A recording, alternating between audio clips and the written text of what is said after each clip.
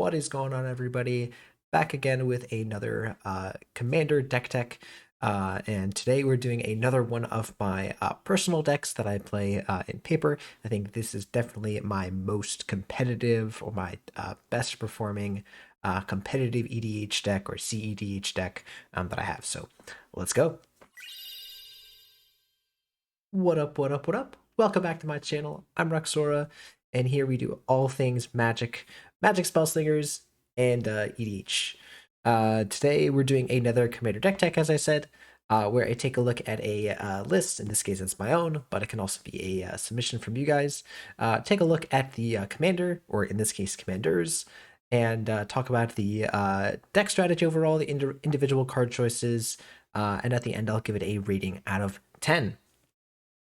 Yeah, this is my, again, as I said, my personal deck, so obviously I might be a little biased, but you know, we'll take that with a grain of salt, I guess.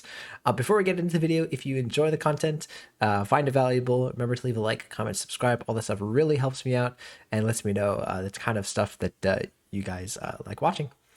If you guys want to have one of your lists reviewed, remember you can do so. Just submit it in the comments, either with a link to anything like Moxfield, Goldfish, whatever, or you can also submit it in my Discord. There's a link below for that, and there's a whole dedicated channel just for this series. All right, let's go ahead and talk about the commander or commanders for this list. So once again, this is a Malcolm Keen-Eyed Navigator deck. You might be familiar with this from the last deck tech that I did of Malcolm Kedis. Malcolm is a 2/2 pirate siren, I guess, for 2 and a blue. It's got flying, and then when one or more pirates you control deal combat damage to your opponent, you get a treasure for each opponent dealt damage from this combat. And it's got partners. So as I said, we have 2 commanders. The other partner here is Bruse Tarl. So as you can see, we are Jeskai colors. So kind of adding on to the Malcolm Kedis with adding white. Bruse Tarl bore a shorter here, 2 and red white for a 3/3 human ally. And then whenever it enters the battlefield or attacks target creature you control, it can target itself, but you'll see where we're going with this. We'll get double strike and lifelink, and again, partner. So the whole idea of this is Malcolm curves very well into Bruse Tarl. Bruse Tarl will be able to give Malcolm lifelink and double strike. Or double strike and lifelink, I guess. And that behaves very, very similarly to how Malcolm Kedis behaves, right? Giving you an extra treasure, right? So Malcolm will deal first strike damage. It will trigger this ability to give you a treasure, and then normal strike will happen. And once again, this ability will trigger and you'll get a treasure. So that's the whole idea of running Malcolm Bruse. Now, obviously, as if you have watched the last video, you will know that the main win condition here is Glint-Horn Buccaneer, which works very, very well with Malcolm Keen-Eyed Navigator to do a kind of almost infinite damage to the table and win the game outright. Just a nice 1-card combo if you consider synergizing with your commander to not be a card. I'm not going to go over this entire combo. It is kind of a lengthy discussion. If you are not familiar with this combo, you're not familiar with any kind of cEDH archetypes, I will point you to the Malcolm Kedis video where I go more in depth with this. I'm not going to go over this. I'm going to go over some of the other stuff. I will talk about Glint-Horn Buccaneer, obviously, in relation to the deck, obviously, but I'm not going to go over all of the intricacies of this specific combo. So yeah, let's go ahead and get into the actual deck list. All right, so here is the deck list called Pirates of America. I'm not the only one that calls this deck Malcolm Bruse this. I think a lot of people call it that. It's just kind of a funny name because it's red, white, and blue. Before I talk about any more of this list, again, as you'll see, the list is quite expensive. Again, it is competitive EDH. If you have a group that is proxy friendly, by all means do so. Highly encourage that. Getting to things like Tundra and Volcanic Island and Plateau and things like that are quite pricey. The Mox yeah, mock assignments and things like that go get quite up there. Gilded Drake, right? So these kinds of things are really pricey reserve list cards. I don't recommend buying them again unless you are forced into it, which I kind of was. But so we have a very similar list to Malcolm Kennis. It's a little bit different in a variety of ways. Again, the addition of white changes how we can play quite a bit. And again, I'll kind of go over that. So obviously, again, as I said, the main win condition here is Glint-Horn Buccaneer, just being a 2-card combo with Malcolm.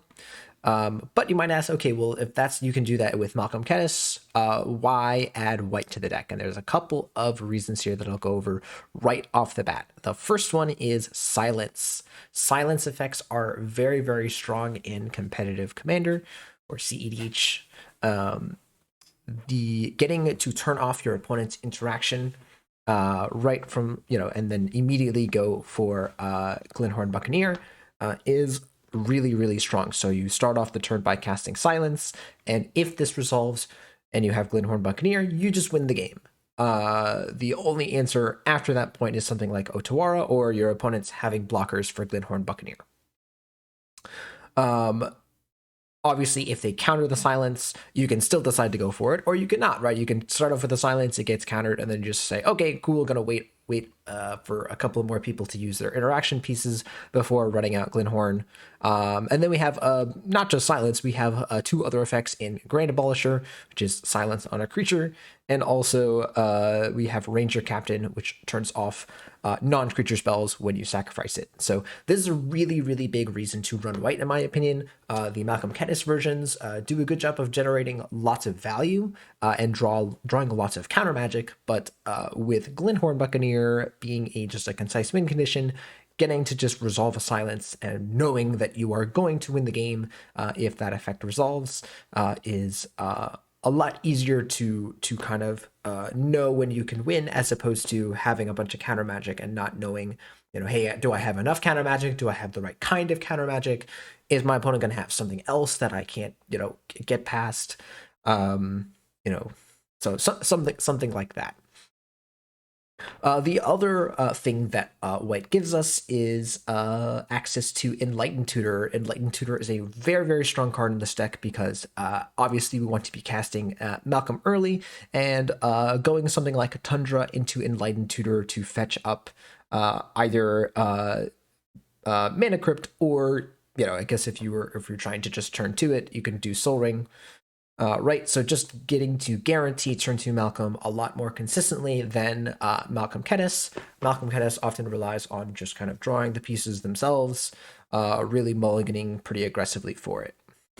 Whereas here we can kind of keep a much more mid-rangey or a much more reasonable hand if we have something like, again, Enlightened Tutor.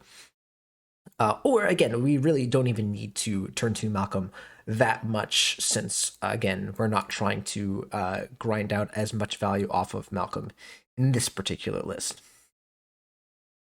Another thing that white gets us is the access to Ephemerate, which allows us to do what is called the Spellseeker combo. So you notice we have Spellseeker in the list. I believe we still had Spellseeker in Malcolm Kennis, but don't quote me on that. And with Spellseeker plus Ephemerate, we are able to do a combo given if we have, I believe it's 6 mana, plus I think you have to have around, I'm not 100% on the exact number of cards, but it's something like 10, 9 to 10 cards in your graveyard, maybe a little bit less, maybe a little bit more. If you do that, then you have can play Spellseeker, fetch up Ephemerate, your Spellseeker, the Spellseeker ETB will happen again. Spellseeker will get you Final Fortune. Where is it at? Final Fortune, right? So Final Fortune, you take an extra turn after this one. You lose the game at the end of that turn. Pretty risky card, but we won't need it because we're going to win the game on the next turn, right? So we cast this, we go to our next turn. The rebound off of Ephemerate happens again before we draw. So we get to flicker Spellseeker once again. Spellseeker ETB will get us Enlightened Tutor. The Enlightened Tutor will get cast on our upkeep, still in before our draw step, which will then fetch up, of course, the powerful win condition of Underworld Breach. So once that happens, we can then ephemerate our Spellseeker to get Brain Freeze, and then we already have the Enlightened Tutor to fetch up our Lion's Eye Diamond. And so that right there, if you are not familiar with, is a very, very powerful win condition. Just continuing to Brain Freeze yourself, casting Lion's Eye Diamond, generating mana, generating a storm, and then either just milling your opponents out with Brain Freeze or doing something else to win the game. Yeah. So that right there, all you need to do is have Spellseeker, enough mana to do all of that stuff of the Spellseeker, Ephemerate, Final Fortune, right? So 6 mana, and then the number of requisite cards in your graveyard. And again, that is only possible because we are playing white for Ephemerate. You can't do this in a normal Izzet deck. So this is another reason why adding white to the deck adds so much. Another weird, kind of not, small but not so small thing is actually cards like Drannith Magistrate. This card is just really, really strong. Just get to, play a really disruptive piece out early. Another important card is like a card like Dovin's Veto. Someone goes for an Underworld Breach combo themselves. You Dovin's Veto that, and your opponent can't counter back. they can't do anything about that. So having this kind of like unstoppable no button in your hand also is pretty nice. What else? What else is really important here? I was gonna also mention another really powerful card here in Sevinne's Reclamation. So this is a really, really good thing to get with Intuition. So Intuition, not a card we see in Malcolm Kedis, even though you can run it. It's really, really only good when you have a card like Sevinne's in your deck. So Intuition, searching for any 3 cards in your deck, showing them to one of your opponents, and your opponent chooses one to put in your hand and the other to go to your graveyard. So this is a really, really powerful 1-card win condition if you have Sevinne's in your deck. So with Sevinne's, you can do a couple of different piles. Obviously, a lot of people might be thinking, oh, you do Underworld Breach, right? So you do Sevinne's, Underworld Breach, Lion's Eye Diamond. If they give you Sevinne's, you just get Underworld Breach. If they give you Underworld Breach, you have Underworld Breach. If they give you Lion's Eye Diamond, you can actually cast it, discard your hand, add 3 mana, and then you most likely have enough to flash back Sevinne's. And if you do that, again, you get Underworld Breach and another permanent, most likely the Lion's Eye Diamond that you just sacrificed, right? So that's a common pile that a lot of people will look at and go, okay, cool, you can just win the game. But there's actually an even easier thing that you can do with it. You could do Glint-Horn Buccaneer, right? So you can do a pile of Sevinne's Reclamation, Glint-Horn Buccaneer, and I guess Underworld Breach or interaction piece, right? You could kind of do whatever you want. Actually, I would kind of recommend, Fierce Guardianship or Deflecting Swat, right? Because if they give you Deflecting Swat or Fierce Guardianship, now all of a sudden you can still flash back your Sevinne's Reclamation and you have a Fierce Guardianship in your hand, right? Or something, or whatever you get, right? So now you have extra protection. Or I guess you could also do like Ranger Captain. That's another thing you can add. There's so many different ways that you could do this, right? This is one of the reasons why I love this deck, is because we get to play Intuition, and there's so many interesting things that you can do with Intuition. You can do also a little bit of politicking, right, where you can have someone give you a counter spell if someone has a game-winning spell on the stack, right? And so there's just so many weird things that you can do with Intuition that I find really, really enjoyable. Right, so like Sevinne's Reclamation, being able to get back Underworld Breach or Glint-Horn Buccaneer is a very, very strong thing to have at your disposal. So yeah, Sevinne's Reclamation, not the most flashy card or like cheap and like instantly win the game card, but it's really, really good. So yeah, so let's just go over some of the other card choices here now that we've kind of talked about why you should play this deck, or why I really prefer this deck over Malcolm Kedis. I recently switched back to Malcolm Kedis for a couple of games just to try it out. There were some new changes that other people had made. Didn't like it at all. I really prefer this deck. Again, many people in the cEDH community are probably more familiar with Teamer Pirates, right? Malcolm Tana, and again, that deck has its merits as well. That deck is a little bit more aggressive. It's a little bit more all in. This deck is a little bit more mid-rangey. It is not just reliant on Glint-Horn Buccaneer to win the game. As you see, there's a ton of different win conditions. Oh, actually, speaking of alternate win conditions, I don't know if, I think this is still in the Malcolm Kedis list. I don't remember. Again, it's been a little bit, but we also still have Dual Caster Mage and Twin Flame, right? That's another combo that you can just do outright. So, again, another backup win condition. So there's just so many different ways that you can win the game here that it's not bad at all. All right, so let's talk about this. Going down the line here now. Obviously, running Dockside, that card goes without mention. Dragon's Rage Channeler might look kind of odd here, but we are a Underworld Breach deck, so Dragon's Rage Channeler, whenever we cast a spell, we can surveil some stuff into our yard. So just start dumping cards into our yard to start setting up our Underworld Breach. It also helps out while we're breaching. If we're kind of low on cards, we start casting Lion's Eye Diamonds and Brain Freezes, and we put even more cards into our yard. Esper Sentinel is another great kind of Rhystic Steady, Mystic Remora type effect. You can play it out turn 1 pretty easily, and it just starts drawing you some cards. Gilded Drake is a card we've talked about quite a bit. It's really good. You really want to have Malcolm on your side of the field, and you kind of are playing this mostly to make sure that if someone Gilded Drakes your Malcolm, you can Gilded Drake it back, but also sometimes you just nab a really important key card. You can nab a Drannith Magistrate, right, and that'll do some things. Imperial Recruiter is a card we've seen before. Again, grabs Glint-Horn Buccaneer and a bunch of key cards. We've talked about Professional Facebreaker, Ragavan. These are cards we've seen before. Obviously, Simian Spirit Guide. Siren Stormtamer, not a card that I believe is in Malcolm Kedis, but it's a really powerful card here. Again, it is, first of all, a pirate. And it also just has this awesome protective ability, so you can use it to protect Malcolm, you can use it to protect Glint-Horn Buccaneer, but yeah, being able to go turn 1 Siren Stormtamer, turn 2 Malcolm, if we can do that, and then you attack with Siren Stormtamer, get the treasure off of Malcolm, and then all of a sudden you have the mana to sacrifice Siren Stormtamer and protect Malcolm if your opponents try to interact with it. Really high performing card in the deck, again, even though it looks kind of weak.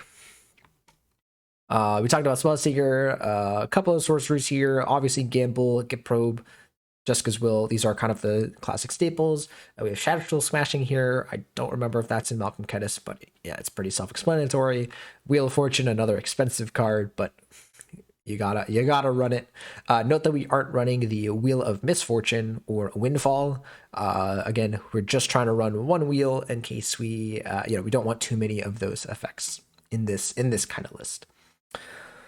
All right, onto our instance. These are our interaction pieces. Abrade's really good to deal with pesky artifacts, but also just kill things like Drannith Magistrate. Offer is a great counterspell. We've talked about, things like Brainstorm, Chain of Vapor, Cyclonic Rift are pretty classic. We talked about Final Fortune. Actually, before I move on to anything else, I'm going to talk about Stifle. Stifle is a card that people don't really see often. It's kind of a very specific card. It's not a card that you will see often in competitive EDH. But here does a couple of things. First, it counters Final Fortune. So if you go for the win with Final Fortune and you aren't going to win, you can find your Stifle, and then at the end of your turn, there is a delayed trigger for losing the game, and you can stifle that trigger and not lose the game, which I think is pretty good. I think not losing the game is pretty good.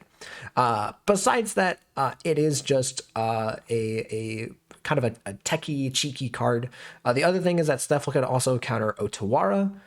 So if you have silenced the board and you think somebody has an Otawara and you really want to make sure that you don't lose the game, your win doesn't get stopped, you can find a Stifle and that will also do the job. It can also do some cheeky stuff with Underworld Breach. If you go for the win, someone silences you, you can in response, or sorry, I guess not if someone stifles you, but if someone somehow like would stop your win, you can stifle the trigger from Underworld Breach to keep it on the battlefield, and then you can, I guess, go for it or have it on the battlefield during somebody else's turn. Not really that useful, but again, it's just a kind of a cool thing that Stifle can do. Again, I still value this card. There are some times where I have it in my hand and it's not doing anything, but yeah, just letting that be known. So then we have, again, just like the Flusterstorms, we're running Lightning Bolt. Martial Swirling Mist is a nice protection spell.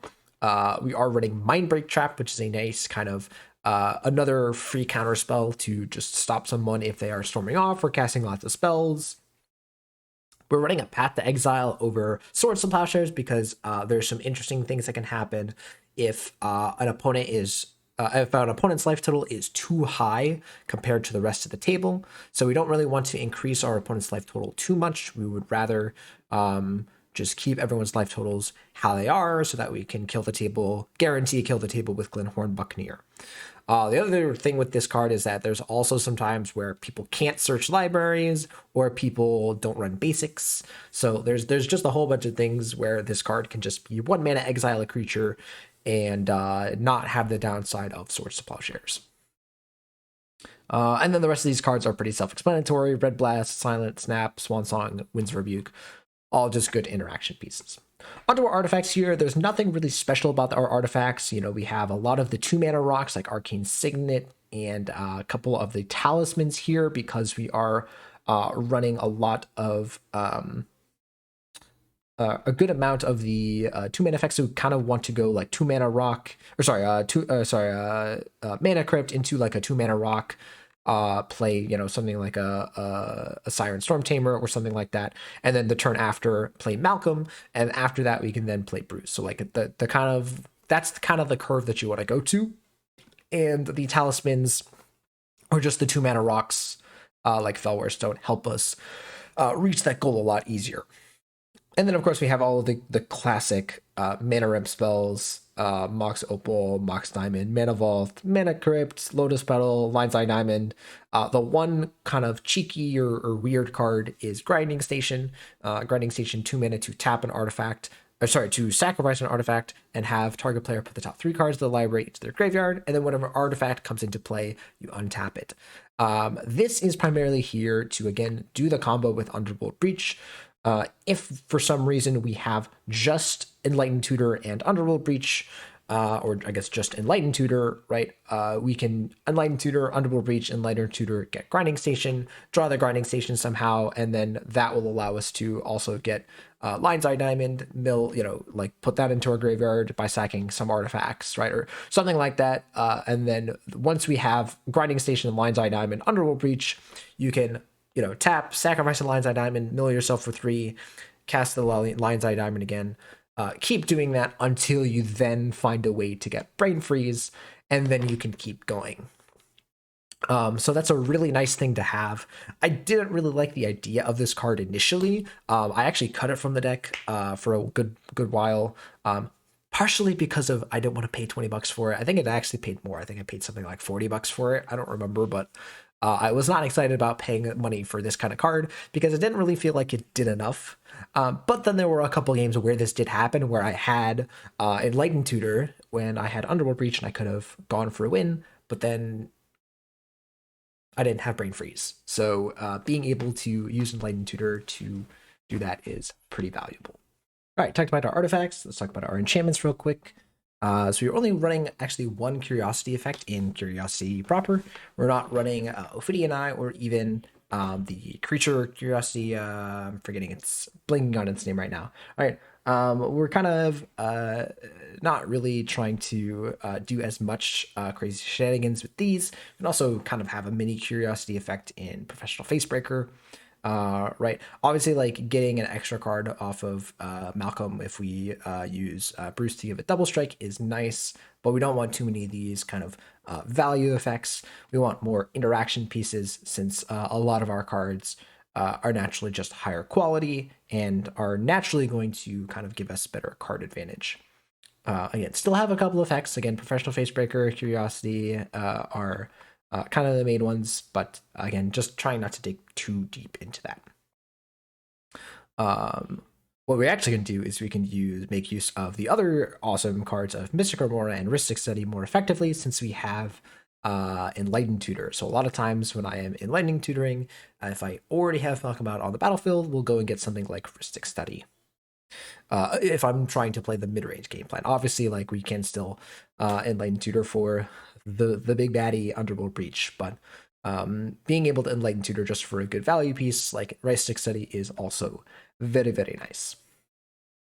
And then for the lands here, there's really nothing special. Just the classic Jeskai mana base. Yeah, there's anything special. There's just the one Ancient Tomb as kind of the 1/2 mana rock, or sorry, 2 mana land. We are not playing City of Traders like I believe we are in Malcolm Kedis, because again, we're really trying to play a mid-range game plan, accrue lands, accrue mana, accrue value, and City of Traders does not do that. It does the opposite. So yeah, that's pretty much all the cards in the deck. It's again very similar to Malcolm Kedis, which is why I didn't want to spend too much time talking about Glint-Horn Buccaneer and all that stuff. I wanted to talk about the differences and why I really like this version more. Again, it's not doing the Malcolm attack, generate a crap ton of treasures as fast as Malcolm Kedis, but it is able to kind of play better cards, play a stronger game plan, play a bit more disruptive game plan, or a more flexible game plan. So I really like this deck. If I were to go to a tournament, if you were to ask me, hey, what deck would I take to a tournament this weekend? No other things told. This would be absolutely my number 1 choice. A close second would actually be my Vadric deck, because that's actually been performing pretty well. But that's an aside. This is absolutely what I would take if I were to go to a tournament today. So yeah, I guess if we're doing ratings, I would probably rate this a 10. Just again, I might be a little bit biased. Maybe more of a 9. Again, I don't think it's perfect. It does have some trouble again if it's Malcolm gets stolen, or if too many people start getting value engines online. It doesn't have enough interaction pieces or the capability to really play table police, right? It's not a control deck. It's really more of a mid-range deck. So yeah, the one thing I'll also say is this deck plays really well under stacks. So because of things like Chain of Vapor and Cyclonic Rift and all of that stuff, we're kind of happy to have someone put down a card like Rule of Law, and just kind of play the mid-range game plan of like Malcolm into Bruse, play something like Facebreaker or Curiosity, and then draw lots of cards, and then find a bounce spell, bounce the stacks pieces, and go off. So I really like that, because I do have a couple of people in my local meta that do like to play some stacks lists, play some disruptive elements. So yeah. Yeah, I think that's all I'm going to talk about. Again, I gave rating, talked about deck. Yeah. So that's gonna do it for Malcolm Bruse, aka Pirates of America. I do kind of like that this deck has like a similar name to like Teamer Pirates. Malcolm Kedis I don't think really has quite the same name to it. But yeah, hope you guys enjoyed. Remember, if you did, leave a like, comment, subscribe. All that stuff really helps me out. And remember to submit your own deck lists. Again, I'm always looking for new submissions. Obviously, I'm doing mine right now. I have a couple more from my friends and everything. But if you have a deck that you really want, it doesn't have to be cEDH. It can be a casual deck. It can be like kind of a more high power deck. I do contextualize it, right? So I have reviewed some more casual decks and have kind of rated it based off of the kind of space that it's trying to be in, right? I'm not going to give it a bad rating just because it's not a cEDH deck. So yeah, submit some deck lists, please. All right, thank you guys for watching, and again, I'll see you for the next video.